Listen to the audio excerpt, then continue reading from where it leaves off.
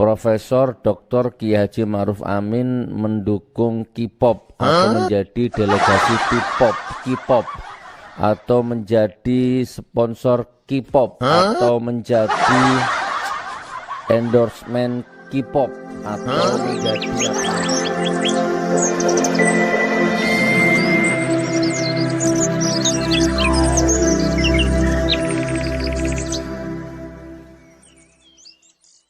Assalamualaikum saudara seiman, sebangsa dan setanah air.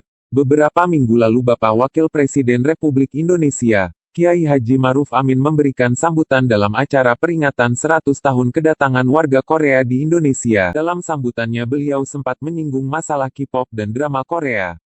Videonya viral dan banyak mendapat kritikan dan nyinyiran. Sekarang, kita lihat salah satu pengkritik beliau. Oh ya, ini viral nih ya.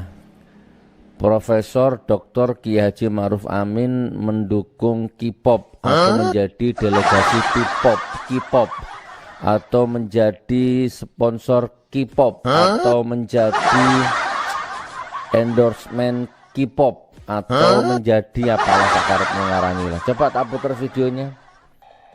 Kalau secara estetika teman, secara akademisi, tidak pantas gitu ya saya ngeritik apalagi marah gitu kan bab ilmu kepada profesor, kepada doktor, kepada kiai haji, kepada LC ya, apalagi kepada orang yang lebih tua jauh ya dari saya ya, apalagi Kiai Haji Ma'ruf Amin. Itu secara estetika, secara budaya. Ya, itulah komentar Sugi Nur Raharja. Dia bilang Kiai Ma'ruf Amin mendukung K-pop, menjadi delegasi K-pop, menjadi sponsor K-pop, menjadi endorsement K-pop, dan bla bla bla.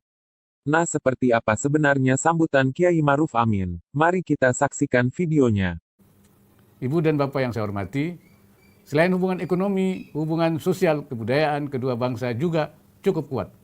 Saat ini anak muda di berbagai pelosok Indonesia juga mulai mengenal artis-artis K-pop dan gemar menonton drama Korea. Ketertarikan warga Indonesia terhadap Korea juga telah mendorong meningkatnya wisatawan Indonesia ke Korea. Diharapkan wisatawan Korea juga semakin banyak datang ke Indonesia. Maraknya budaya K-pop diharapkan juga dapat menginspirasi munculnya kreativitas anak muda Indonesia dalam berkreasi dan mengenalkan keragaman budaya Indonesia ke luar negeri. Nah, itulah videonya saudara. Cukup simpel dan sederhana, singkat, padat, dan tersusun rapi. Namun entah mengapa, banyak yang gagal paham, seperti kesimpulan seorang YouTuber berikut ini. Kalau kita bisa simpulkan dari pernyataan beliau tuh punya harapan besar untuk kita yang suka nonton Korean pop dan juga Korean drama. Yang pertama, beliau berharap dengan kita nonton K-pop dan K-drama akan ada banyak wisatawan dari Korea yang datang ke Indonesia. Yang kedua, dengan kita menonton K-pop dan K-drama akan memicu kreativitas kita untuk mengenalkan budaya kita ke luar negeri. Yuk kita pikirin sama-sama yuk. Ya, itulah pendapat kebanyakan orang. Saya menjadi prihatin. Mengapa mereka bisa gagal paham, padahal kalimatnya cukup mudah untuk dipahami. Sekarang kita bahas secara detail, kalimat per kalimatnya. Bagi kalian yang tidak setuju dengan pendapat ini, silakan dibantah dengan argumen yang ilmiah, jangan asal bacot. Atau mungkin ada dari penonton video ini seorang ahli bahasa, silakan berkomentar, pendapat Anda sangat kami butuhkan. Oke, sekarang kita mulai pembahasannya. Kita mulai dari kalimat yang menyisipkan kata-kata K-pop dan drama Korea. Saat ini anak muda di berbagai pelosok Indonesia juga mulai mengenal artis-artis K-pop dan gemar menonton drama Korea. Oke, kalimat ini berupa kalimat berita biasa, yang di dalamnya tidak ada unsur ajakan, himbauan, pujian, apresiasi, dan semacamnya, apalagi fatwa halal dan haram. Oke, sekarang, lanjut pada kalimat berikutnya. Ketertarikan warga Indonesia terhadap Korea juga telah mendorong meningkatnya wisatawan Indonesia ke Korea, diharapkan wisatawan Korea juga semakin banyak datang ke Indonesia. Nah, kalimat ini juga merupakan kalimat berita, yang di dalamnya memuat hukum sebab akibat. Sebabnya adalah ketertarikan Indonesia terhadap Korea, dan akibatnya adalah meningkatnya wisatawan Indonesia ke Korea. Kemudian pada kalimat berikutnya, Kiai Haji Maruf Amin menyampaikan harapan beliau, berupa suatu akibat terbalik dari sebab yang telah dikatakan di awal, yaitu banyaknya wisatawan Korea yang datang ke Indonesia, tanpa menyebutkan sebabnya. Dan untuk mencapai akibat ini, tentunya dibutuhkan sebab yang terbalik pula, yaitu ketertarikan warga Korea pada Indonesia, dan bukan ketertarikan warga Indonesia terhadap Korea.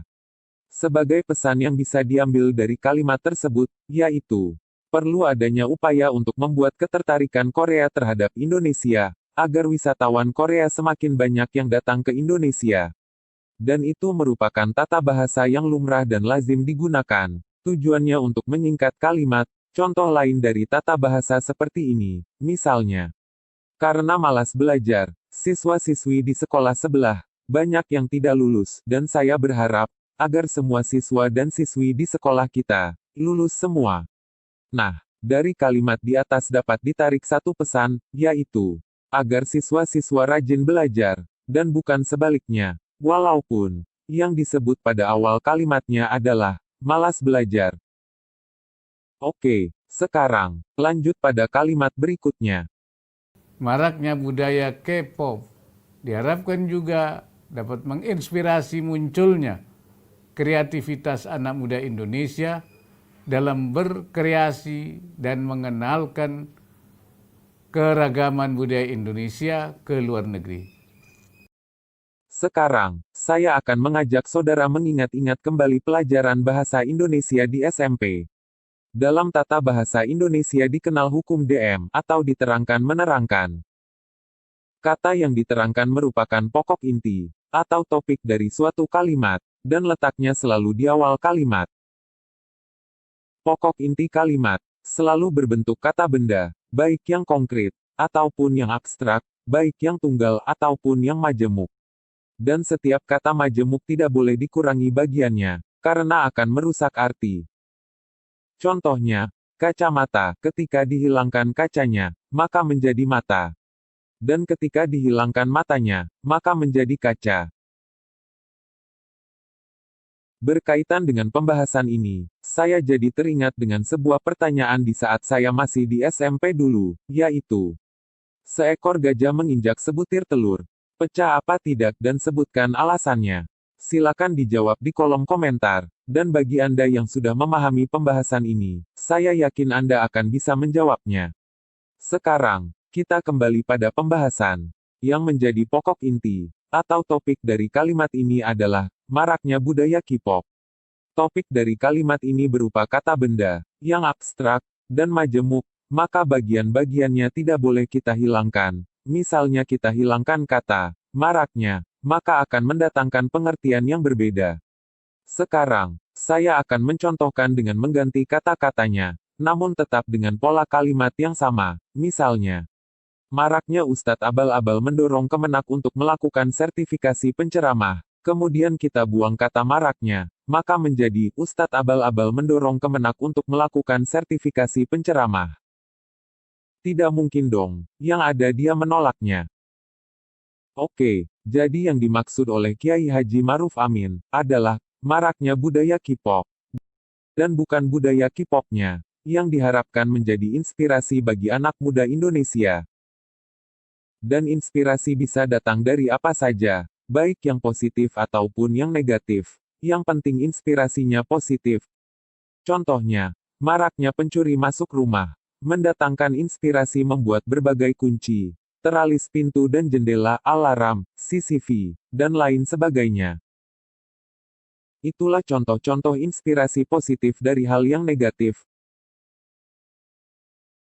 Ada pula inspirasi negatif dari hal positif. Contohnya, melihat kehidupan para ustadz yang sejahtera, maka muncul inspirasi untuk menjadi ustadz juga, padahal dirinya tidak ada ilmu, maka jadilah dia sebagai ustadz abal-abal.